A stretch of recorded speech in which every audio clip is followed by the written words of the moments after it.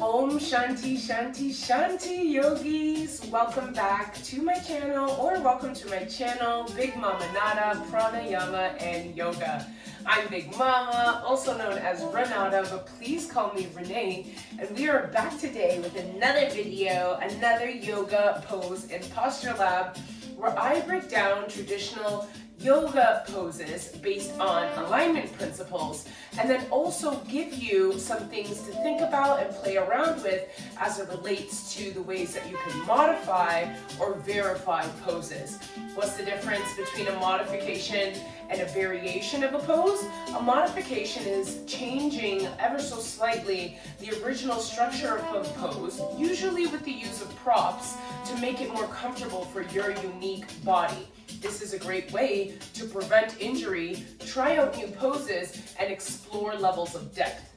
Variations we can think of as different ways to express a pose, often adding a little bit more challenge, moments of meditation, some beautiful arm or leg kind of stretching, usually again playing around and deepening the ways that we can get into yoga postures while maintaining our meditative kind of breath. So with that being said, I almost forgot some props that could help us. Gonna bring over my blocks, and much like the last yoga pose and posture lab, we're actually going to keep it very close to the mat today. So we did quite a few standing poses. I encourage you to check out the other episodes. This episode, we're keeping it close to the mat, and we are going to focus on 4 poses as we usually do every episode. Today's poses are going to be tabletop and down dog. We're also going to do plank. We will also do pigeon. And lastly, we will break down the concept of cat and cows. Just because naturally, if you're kind of already in tabletop, always good to make sure that you're engaging in the flow and initial stretching of cat and cows in a way that is aligned and comfortable for you. Let's get into it. So as mentioned, we're coming close to the mat. So we're already going to start in tabletop, probably transition from there to cat and cows, pop up to plank, down dog it, and then we'll end on pigeon. All right, so tabletop. What is tabletop? It is considered a foundational pose that allows us to or a transitionary pose, I would say, that is often utilized either for rest. It's often utilized as a way to modify down dog, especially if we have some concerns bearing a lot of weight in our wrists. And as mentioned, it's a transitionary pose that allows us to get into other poses easily through usually moving hands and feet. So tabletop is like you imagine making your body a table. You're on, or also known as all fours. So you would be surprised that being on all fours is actually not all that simple. There is quite a bit of alignment principles related to getting into a tabletop formation.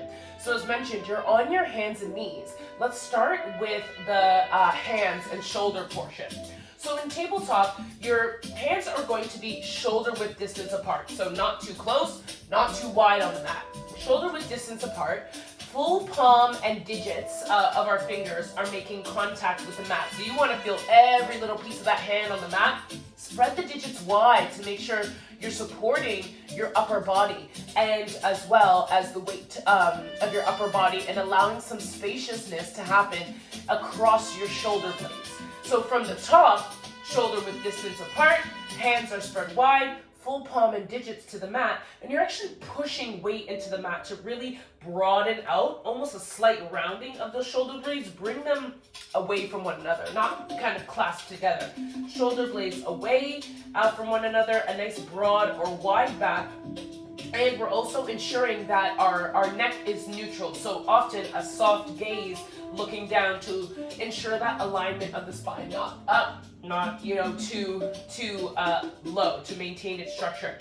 In holding ourselves up and pushing into the grounds, you're also engaging your biceps and triceps doing this work. How do you do that? When you push, you're often also kind of winging the hands out like this to ensure an alignment, and I'll do this from the front, almost engaging of that bicep here, we actually want to just turn our wrists from the wrist or from the elbow pads a little bit forward, making sure we're protecting, again, that shoulder blade and broadness and weight that we are inevitably bearing. So by a slight kind of rotation of our elbow pads, or the inside of our elbow forward, we're making sure there's a nice straight line happening between wrist to shoulder, so it can bear that upper body weight through engaging that tricep as well as a little bit of bicep.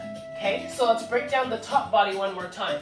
Hands, shoulder width distance apart. Sometimes if we get a little pain in the wrist, it might be nice to slightly externally rotate those hands a little bit out like this. Finger digits, wide, palm, big on the mat. We're pushing through the mat to broaden our shoulders out first and then turn that those elbow pads in, okay? Neck is remaining neutral, and just focus on creating a little spaciousness between the ear and the shoulder blades as well too, so we're not, again, crunching up. Now as we move through down the body, our back is flat, right? And our core is also engaged to support our low back. Core engagement, think about sucking that belly button, towards the spine. There's not a tilt up of the tailbone or too much of a tilt down. Tailbone is remaining quite neutral, as are your hips.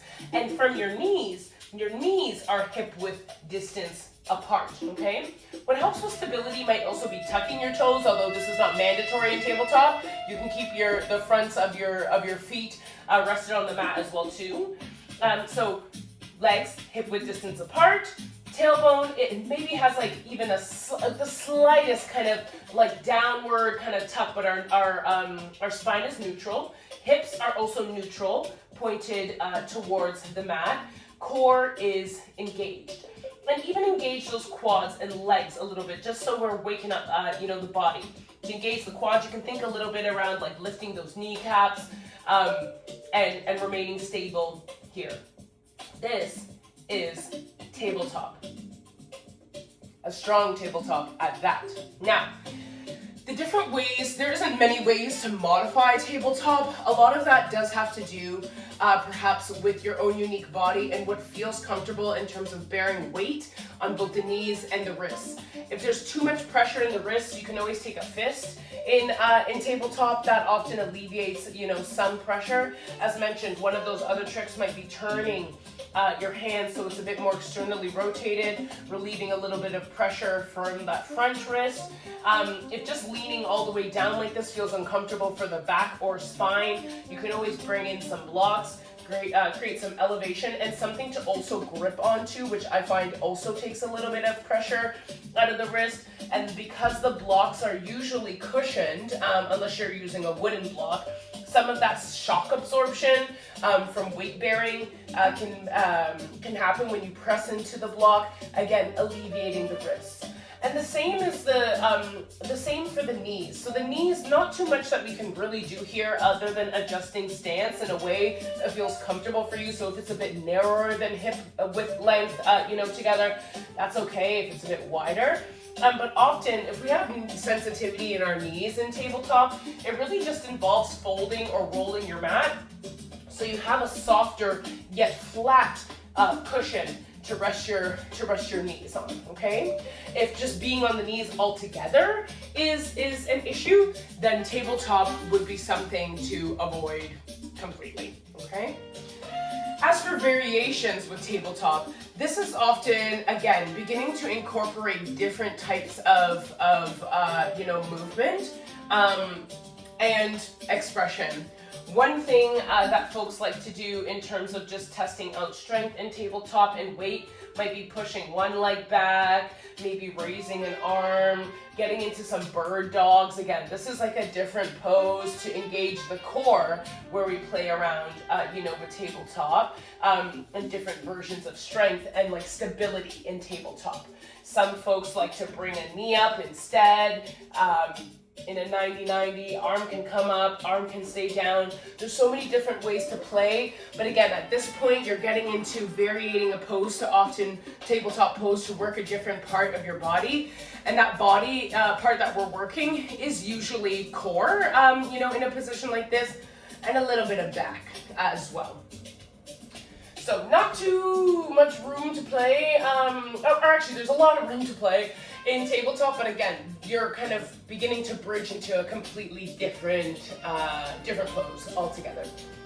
But as mentioned, tabletop being a foundational pose for many others, finding that comfort in your body so you feel strongly set up for other things that you might be doing, I think is a great place to start.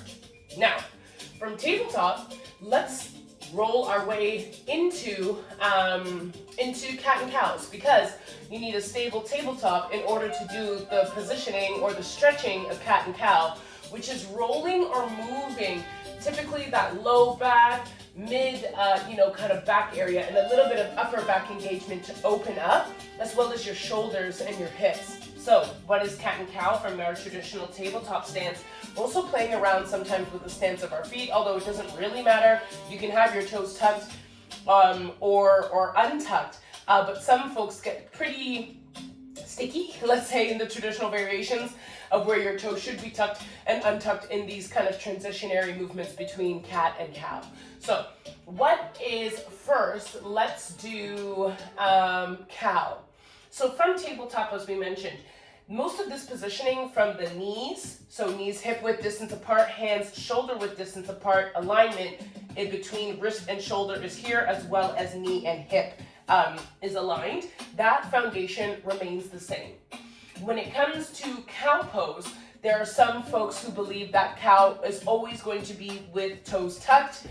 I'm impartial, okay? But that's just kind of a traditional note there. Arms, again, are engaged.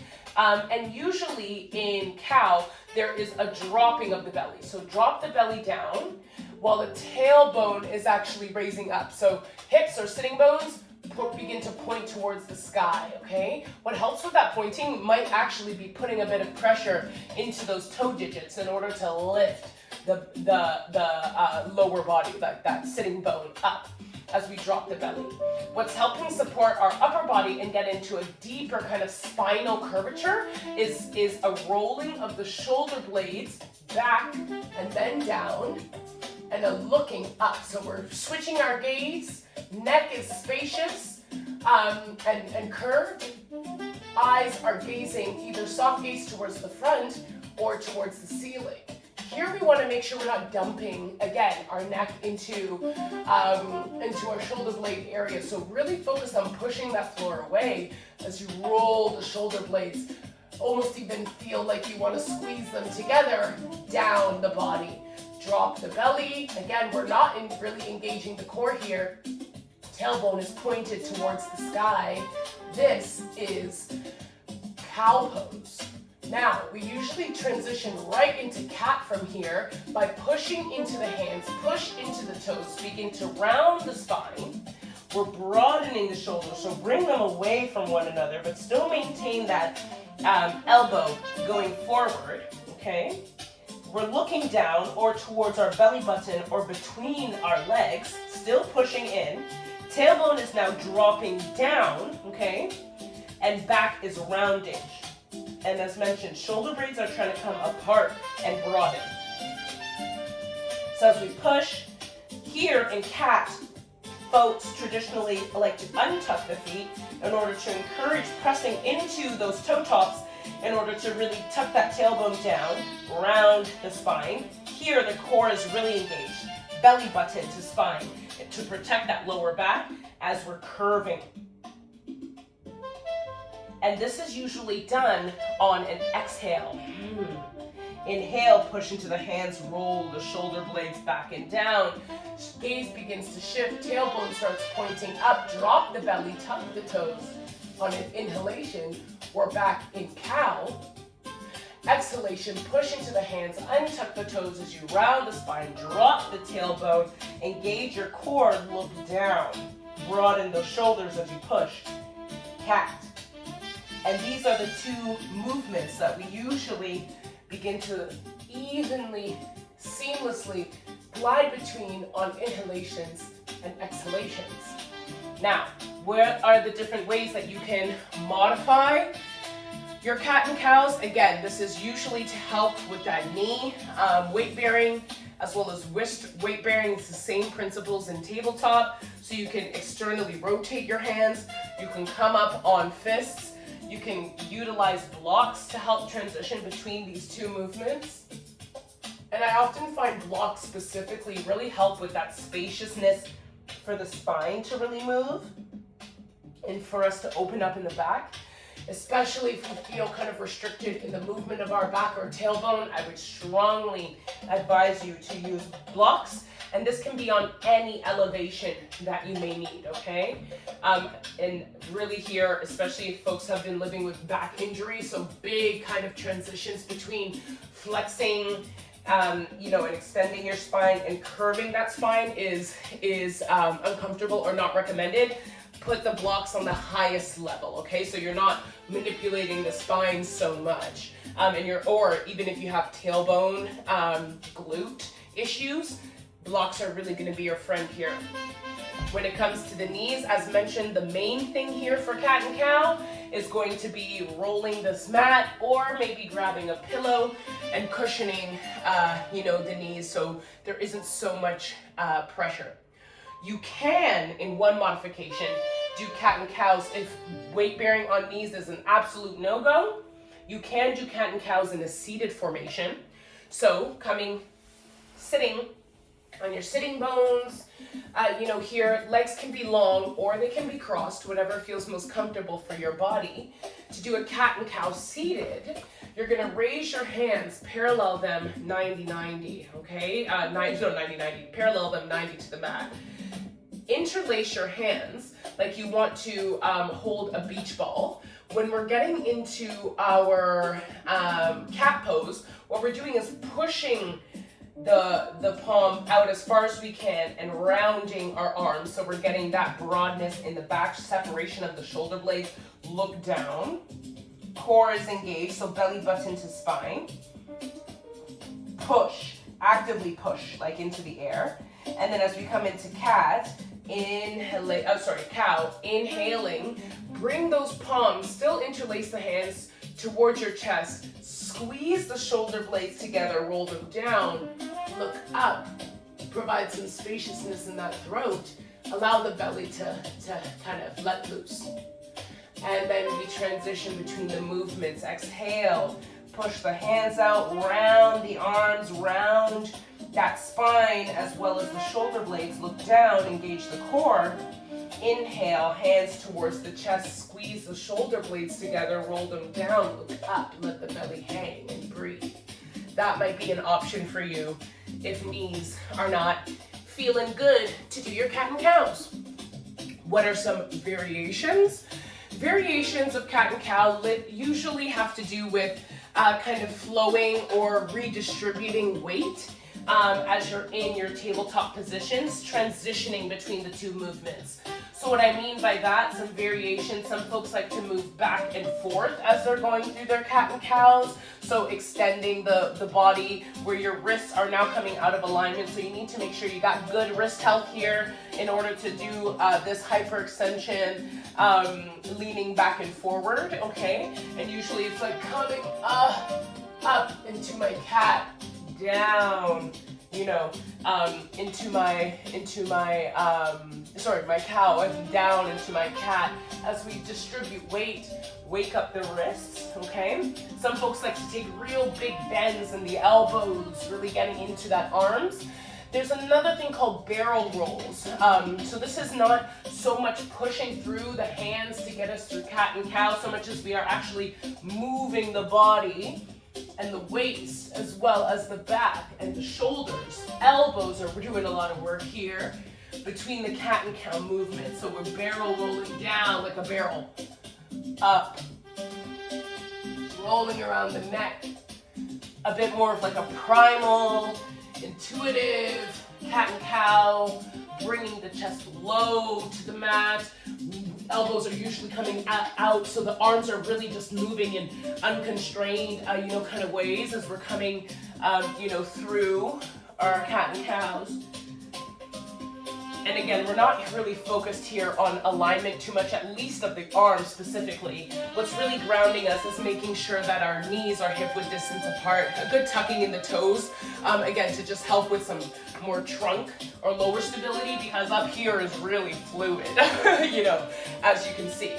Those are the main, variations of cat and cow that I have seen. I have seen some folks, again, do a single arm cat and cow, really playing around with strength. So as, we buoy kind of the spine, drop the elbow, really maintain alignment for the health of your wrist that's bearing the most weight.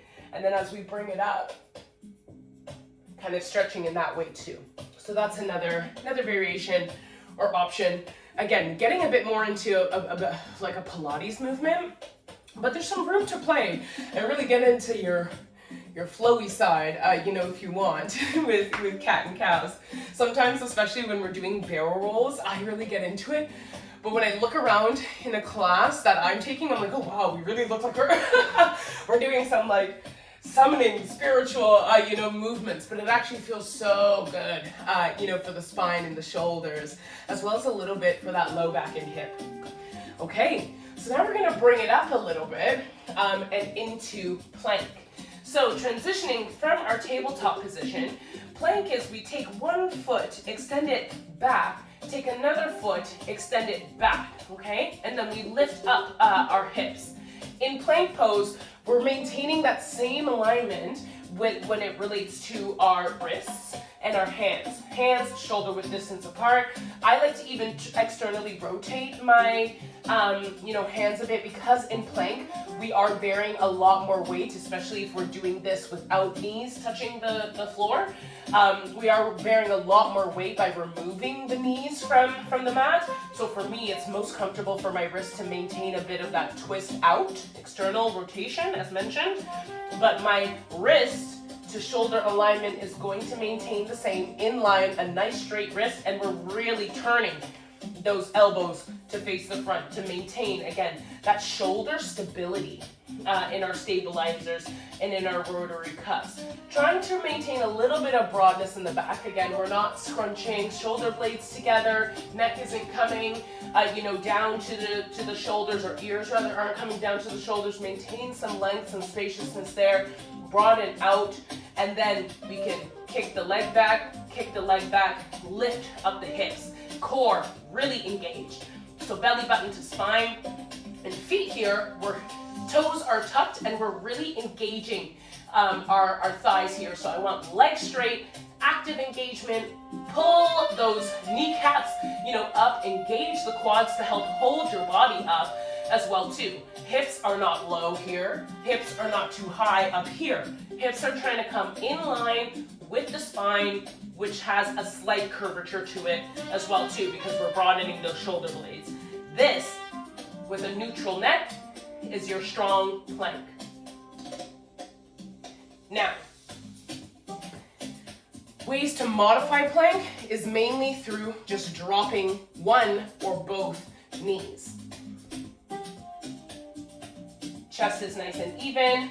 Again, we're maintaining all that alignment in our upper body, but in a modified plank where our knees are dropped, to ensure that there's a little bit of weight that's coming, like more weight that's coming into the wrist, so you can also engage and find that core. Your knees aren't in tabletop position, they're ever so slightly back, okay? So knees are not in full alignment with your hips. Your hips are actually a little bit forward from the knees. A nice tuck in the toe or untuck is helpful here, but our shoulder and wrist alignment remains the same. Push, engage the core. And your knees can be, a bit wider apart, like hip width distance, but usually in a plank, they're actually a little bit narrower than the hips, and our core, belly button to spine, is engaged, okay? If you're wondering how do I engage my core, other than sucking in your stomach and because that's not always engaging the core in terms of belly button to spine, think about your ribs, okay? As well too. The ribs are actually a slight tuck down belly button feels like it's zipping up. And that slight tucking sometimes of the ribs just allows us to actually realize like, oh, okay, this is where my core, kind of is.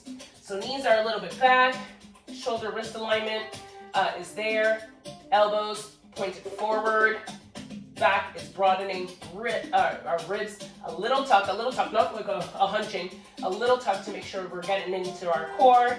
Knees are feeling nice and strong here. This is our plank. You can also do this with just one knee bent and one leg extended. Make sure your hips are remaining neutral to the mat. So hips aren't coming out, are concaving too much in. There's neutrality in the hips here. And then we can switch, and switch, okay? So options for plank. Oh, goodness me. There are so many options, and all of the options, and by options I mean variations for plank, you can also always drop a knee. So from our traditional planks, oh goodness, I'll try to maybe choose just a few, not too many. So from our traditional plank, we can often play with removing, a leg. Kick the leg up, keep the hands down, or kick a leg up, raise an arm. Extra challenge. We can do side planks. So that's balancing on one arm, really engaging the core. And the side plank can take so many different variations. So side planks, we can stagger our feet. We're kind of coming onto the sides of the feet and raising an arm up or keeping it here. Here, there's the option to drop the knee. Or if the lower knee feels uncomfortable, option to support yourself this way as well too. So front leg is coming in supporting stance. Arm is coming up. This is still a side plank. Another way to variate the side plank and add some edge is actually stacking your feet on top of one another. Bringing one leg up to like the knee, maybe raising a leg, maybe catching your foot. Talking and doing this is harder than it looks, okay? And just to give my left wrist a bit of a break, let's try it over on the right. So this might be a variation of a plank you want to do. Up, staggering the feet. And again, really trying to focus on the shoulder alignment here. Stacking the feet. Knee. Ooh.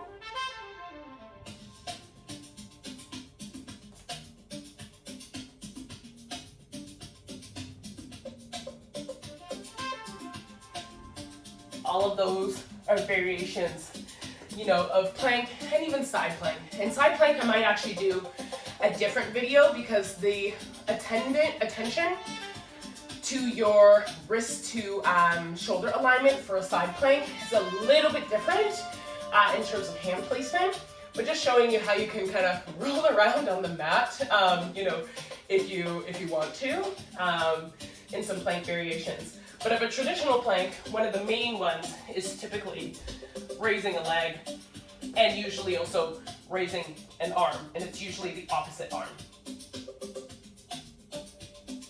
And again, you can do this on your knee down, leg up, arm up. All right, now, down dog. So I'm gonna get it out of the way right now. The main variation for down dog is tabletop, okay? It's just taking the knee, so I'm not gonna go over that modification, too much. But down dog, one of my favorite, the most traditional grounding position. So coming from that same kind of plank alignment, right? So our wrists, shoulders aligned, finger digits out. I like to maintain a slight external rotation, in my arm and my hands when I'm about to get into down dog. And if we're doing this from plank or from tabletop, knees dropped or up, okay? So down dog to transition, we're coming up, raising up, our tailbone or our hips. And now our hands are completely like in front, long arms of our shoulders. So we're no longer in a straight kind of linear alignment between wrist and shoulder. Here in down dog, we want almost like a 45-degree or more, angle between the wrist and the shoulder. We're still maintaining that broadness. We're not squeezing. We're still maintaining our broadness by pressing into the palms of our hands, keeping those digits wide. Still want to bring those arms, tuck them in close to the body. Tailbone is coming up. Heels are coming down or as close to the mat as possible. Our stance, we want it pretty long, so we don't want a super narrow, downward dog, and we don't want it long enough where, again, you find yourself almost like in a weird long plank. So a nice amount of length where you can work on getting those heels towards the mat, and again, where your arms are long, engaged close to the body, almost at a 45-degree angle. The focus here of down dog is pushing the tailbone high towards the ceiling, opening up those hamstrings. So you can always maintain a soft bend in your knee if you have really tight hamstrings, or a slight elevation of your heels, but the focus is back of the knees exposed. Hamstrings are nice and open. Quads are still engaged, so lift the kneecaps, push the tailbone back and up. Belly button or belly, you want to come close to the thighs. That's the goal here. Look through your legs or up at your belly button and focus on really pushing through your hands to encourage the upper body to come a bit closer to the thighs, as in a dual action, you're pushing that tailbone to the sky. Again, quads are engaged. Feet are about hip width distance apart as well. This is your down dog. And here your core is also engaged, so belly button to spine. For down dog, modifications as I mentioned, it is usually taking a deeper kind of bend in your knees or fully going into tabletop. Variations of down dog, again, usually begin to enter into more fluid kind of movements or transitional movements that will get us into different poses, but some variations you might want to play with in your down dog, like you can kind of come up, stretch the feet, do some pulsing movements as you come up on your toes and drop the heel. There's three-legged dog, so that's balancing on one leg, and the other leg is focused on coming as high to the sky as possible. Point the toe, and again, hips aren't going all the way towards whatever side your leg is on. You want to maintain the neutrality of your hips, pointing towards the mat in your three-legged dog. This is a version we can curl the knee. Again, this will require a bit of opening of that hip towards one side. This is called boy dog. Another version of three-legged dog to work on opening up the hips. Some other versions is taking a wider stance. A nice wide down dog. Another version might be playing around with your balance as well as your wrist strength.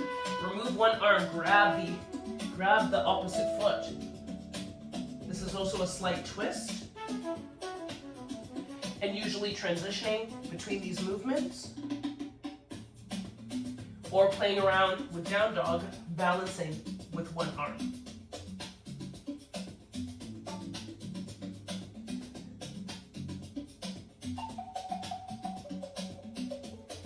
That's as many of the variations of down dog as I know. Because again, down dog is more of that, it's a foundational resting pose as well too, but it's a transitional pose between many other flows and places that you might go. So feel free to find that in your body and play. Last one, pigeon. There's also many versions of pigeon. Today we are going to focus on your elevated pigeon. There's sleeping pigeon, there's king pigeon, there's so many pigeons that we can get into. I might speak to a couple of them when I mention variations. But what is pigeon? It's a deep hip opener. So usually this is done towards the end of class because your body has been educated, through other movements and stretches to open up the hip in this way. But transitioning into pigeon from down dog, leg usually comes up. We swing that knee forward to meet the side of our wrist. I'm doing this on the right side. So most people, I don't have this type of hip flexibility in pigeon, will set themselves up at a full kind of 90 of your shin here. towards parallel towards the front of your mat and a deep bend in your knee. Unfortunately, my knee and my hip doesn't like that, so take a 45, take as deep of an angle here as you like. One of your other legs, the opposite leg, is long out behind you. Hips, again, are remaining neutral towards the mat, so we're not dipping, too much or in any kind of area. With this bend in, the knee, you also want to make sure that your back leg is strong enough to kind of hold you up. If you can remove your arms, right? How do we ensure that strength? You're pushing almost a little bit into that leg. Again, engaging the quad as much as possible, as well as the glute of the long leg, to keep you up. You can have your hands, here as well too. Now, if we have our hands down in a traditional pigeon, again, they're just maybe at shoulder width distance or a little bit longer or wider. Full hands to the mat.